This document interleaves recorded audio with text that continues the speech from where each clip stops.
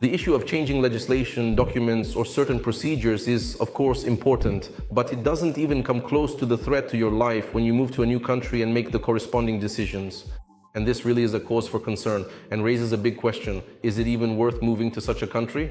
And lately, more and more often, in the comments under our videos and in various Russian-speaking online communities, you complain about sandstorms here in Northern Cyprus. In today's video, we'll go into detail. We'll discuss this and figure out whether it's really such a big problem and a threat to health and life, or if it's just a storm in a teacup. Look, dust storms really do happen, but how often? I don't even know. Well, maybe about 10 times a year, for example. And they occur in spring, winter, and autumn. So, I can't recall a dust storm happening in the summer. The dust comes, then it rains, and the rain washes it away and carries it off. But when I read about a dust storm somewhere, for example, in a Russian-speaking group on Facebook, it's usually illustrated with a photo where the dust is coming in, covering and swallowing up everything around, and it's this impenetrable dust, a very apocalyptic-looking photo. In reality, when we talk about a dust storm, we look out the window, or we just look at the streets, at the sea, or at the mountains here in Northern Cyprus, or at the neighboring houses, and we can't tell if it's dust or just haze from high humidity. We can only really tell if there was a dust storm if, in the morning, we go to our car and see that there's a layer of dust on the windshield. More than half the time, when bloggers announce a dust storm, it actually has nothing to do with a real dust storm. For me, this is a very important issue for me, breathing fresh air. That's why, in particular, we have ventilation systems installed everywhere, both here in the office and at my home, so that we can breathe clean air 24/7. I also have an app on my smartphone that shows the air quality in every locality. It shows data for Southern Cyprus. But in any case, it's only 20 kilometers from home to the border with Southern Cyprus. So we understand that the air in any case is more or less very similar. And I start my day, my morning, by opening this app and checking how clean the air is. Because if there's a lot of dust in the air, I truly try not to go outside at all. And I actively avoid any pleasant or truly healthy evening walks in the refreshing nature. If clean, fresh air, a clean, healthy ecology, and a generally clean, healthy, and thriving environment are genuinely important to you, please give this video a like. Question: are these dust storms a problem for Northern Cyprus? No, they are not a problem for Northern Cyprus. Because when the dust comes to us, it also comes to Rome, Athens, Kiev, and Sochi. And for some reason, you can see it and its effects much more clearly there than here in Northern Cyprus. I'm not even talking about other Middle Eastern countries like Israel, for example, or Dubai, which is much closer to the Sahara Desert where the sand comes from. There, it really is a problem. It's not a local problem of Northern Cyprus. It's an issue for our entire Middle Eastern and Southern European region. I can't answer that question, I don't know. But I have a suspicion.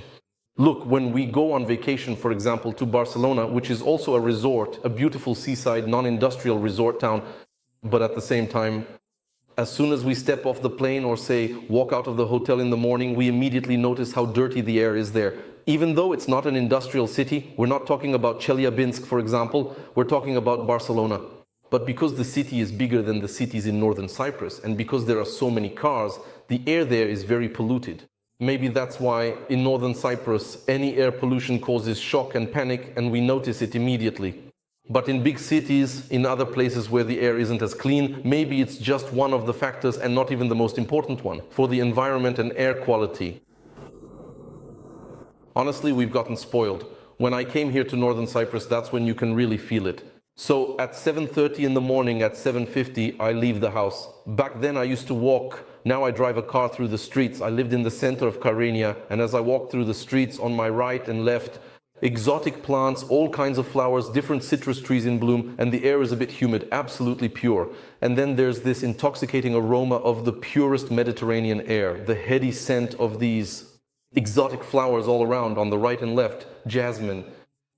For many, many years, I just couldn't, how should I put it, get enough of it. So it's not really about being spoiled, but it's just that here on Northern Cyprus, we really do have an ecological paradise, and even the slightest disturbance, like a pipe somewhere, we have a thermal power plant that they just can't seem to shut down, and sometimes it starts belching out black smoke. Or when a dust storm comes, people immediately start to panic as if they've never experienced it in another city. They wouldn't even notice it at all, even if it happened right before their eyes. This is the same scene I saw back in 2003 when I arrived in Northern Cyprus. And if you would also like to live in such a wonderful, in my opinion, simply paradise-like place as Northern Cyprus, contact our company. We'll give you a free consultation and help you choose real estate, move and adapt right here on the spot. The link is in the description to this video.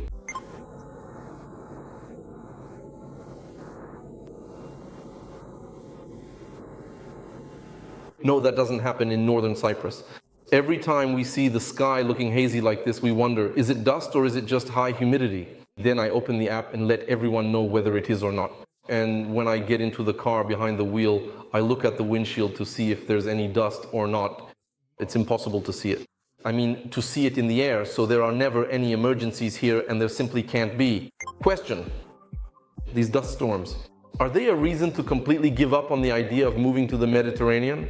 I don't think so. It's just another natural phenomenon like frost, rain, snow or slush, for example, in more northern countries. It's just that there it lasts for several months, while here these dust storms only last a couple of weeks, a year, for example. I don't consider this a reason to give up on Northern Cyprus. The question is, what should you do about it? If this is a sensitive issue for you, install a ventilation system. It's neither difficult nor expensive, and you'll be able to breathe fresh air. And on days when there's dust in the air, just try to stay indoors as much as possible. Most likely, we already spend the majority of our time indoors these days anyway. So in this way, the dust storm won't affect your life at all and won't impact you in any way.